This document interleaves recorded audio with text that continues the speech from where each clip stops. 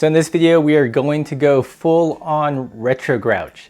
In a world with electronic shifting and 13-speed cassettes, we're gonna go in the opposite direction and take a look at the Box Components Prime 9 group set set up on the gravel bike. That's right, 11 to 50, a massive cassette, only 9 speeds and set up with friction shifting. Find out what I think about it in this video. Welcome back, Pathless Peddlers, and if you're new to the channel, if you're into the non-competitive side of cycling, the supple life, you have found your people, hit that subscribe button. And if you enjoy this non-competitive cycling content, consider joining the community on Patreon, where not only can you support the channel, but you also get discounts on some awesome products up to 20-25%. You get invites to members only live streams, lots of good stuff, and it keeps this channel going. If you're not familiar with Box Components, they create mountain bike components. They weren't really on my radar until they introduced a pretty intriguing product to me, and that is their Prime 9 group set. Basically, what they decided to do was buck the current trend of more is better and go a little retro and create a wide range drivetrain in only 9 speeds. After months of weighing, the components are finally available. Yes, I purchased the components to do this video. No, it's not sponsored by Box Components. You guys supporting the channel on Patreon made this video possible.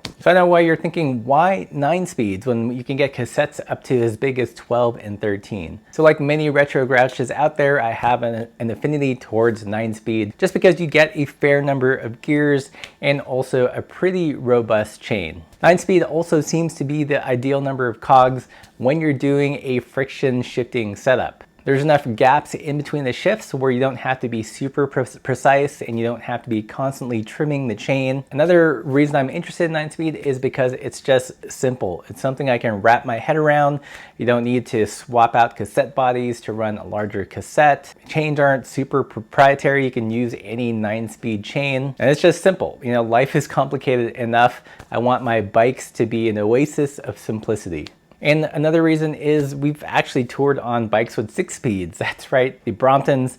We rode them from Portland all the way to Glacier and all around New Zealand. So we're pretty used to kind of under biking a little bit. So 9 speeds compared to the 6 speeds on the Brompton just seems like a plethora of gears. So I purchased the Box 2 group set because that was the one that was most readily available and would come at a reasonable time. So that includes a cassette, shifters, chain, and rear derailleur. Installation was pretty straightforward. There weren't any surprises. The rear derailleur, went on as you would usually put on a rear derailleur. The cassette mounts to a pretty standard Shimano HG free hub body. So if you're already running 8, 9, 10, and 11 speed, no need to swap out the cassette driver. You can just take off your pre-existing cassette and put this on. For chainring, I'm using a absolute black oval 38 tooth chainring. And for the shifter, I initially tried a Gevinol shifter with an 11-speed microshift shifting pod, set to friction and mounted on some 48 centimeter Salsa cow chipper handlebars. So prior to installing the group set, Box actually had a public Zoom call talking about their new component group. And I was able to ask them a couple questions. One, is the chain proprietary or can you use any 9-speed chain? And their response was, although there are slight tweaks to the chain, you should be able to use any 9-speed chain. The only problem that could arise is that most 9-speed chains didn't have an 11 to 50 cassette in mind. So they may run a little bit shorter and you might have to buy 2 of them and splice those together so you can get good chain length. I also asked them if the rear derailleur would work on 9-speed drifters, and they said they had tried it with Microshift Advent, which is a 9-speed drifter, and they were able to get it about 90-95% there, not 100%. So what that tells me is the cable pull is slightly different. I'd love to test it with an older SRAM or Shimano drifter, just have to get my hands on one. And so again, any 9-speed chain should work, they just might be a little short, and whether or not the rear derailleur will work with a 9-speed drifter is kind of undecided. So enough about the installation. How did it ride? That is the most important part. Well, I had really high hopes, but there were a few issues. The first thing I really liked about this is the range.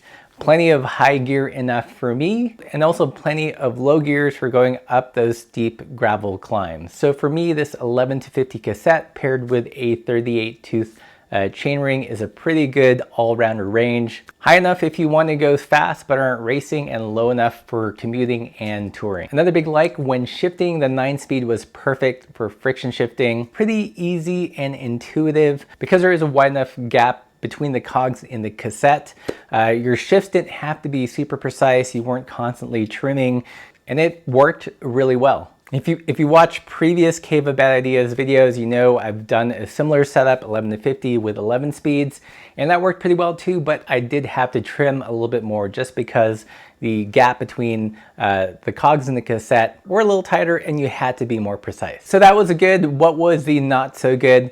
Well, this should be obvious, but if you're super sensitive to cadence, this probably isn't for you. I did find in some instances I was a little bit either under-geared or over-geared. So if you're the performance/sports cyclist type that wants to eke out every bit of cadence to hit your max power, then this drivetrain is probably not for you, because you will find yourself spinning a little bit faster than you want to, than is your ideal cadence, or mashing a little bit more than you would want to. But if you're a little bit more flexible and less OCD about your cadence, then it's something you can adapt to. Biggest problem I had with this drivetrain using the Gevinal shifters in friction mode is the amount of force it took to shift the rear derailleur. The rear derailleur has a super strong clutch mechanism, which is awesome for preventing chain slap and keeping that chain on that front chain ring. But man, it takes a lot of effort to shift the rear derailleur. What's interesting is the amount of force it took to shift was asymmetrical. So if you're going from a low gear to a high gear, that was a breeze because it was working with the derailleur spring. Super easy to go into that higher gear. But if you're going from the higher gear to a lower gear, you were working really hard against the spring, and it took a lot of force to shift to a lower gear, especially when you were in the smaller cogs on the rear cassette. That's where the derailleur spring was its strongest. So getting from that first to the second to the third cog took a lot of force. But once you're in the middle part of the cassette or the last third, it took less force. I took it for about an hour and 20-minute mixed terrain ride yesterday, and by the end of it, my forearms, they kind of hurt a little bit from this motion fighting with that rear derailleur. So that was a bit of a bummer. It frustrated me enough that when I got home, I actually tried out a different shifter to see if it would work. So I set up some Paul Thummies with some old Shimano SIS 8-speed bar and shifters. And these shifters had a ratcheting mechanism, a little bit more sophisticated than what was on the microshift. And I found that it did indeed shift better. The ratcheting mechanism did help. And also the position of the thummies gave you a little bit more leverage with your thumb, especially in those high gears. But still, shifting force is a lot even in that position. So a little bummed about that. I think if the shifting was a little bit smoother and easier, this would be kind of a slam dunk drivetrain for your retro grouch bike touring, bike packing bike, or commuter bike. But that super stiff shifting does give me pause in fully recommending this. So what now? Am I gonna keep it or move it to a different bike?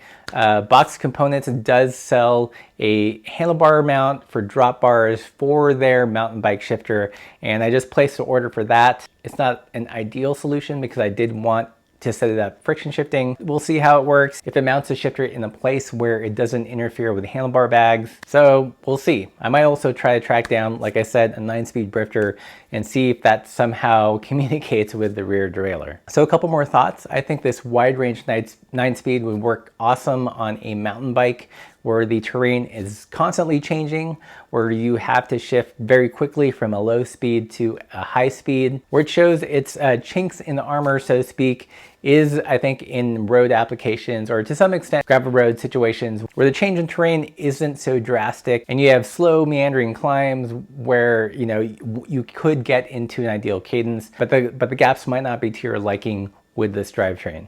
So those are my first impressions so far. I think I'm gonna stick with it a little bit and experiment more with a couple of different shifters and maybe try different chains, because the system, I think, does have promise in bike touring, bike packing, and gravel applications.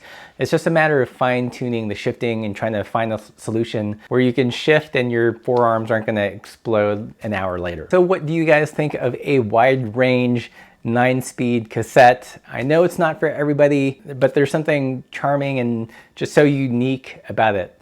If you have any other questions, leave those in the comments. And if you want to see more bike hack videos, check out these playlists. Consider supporting the channel via Patreon for more interesting, quirky, non-competitive cycling videos. And as always, keep the supple side down.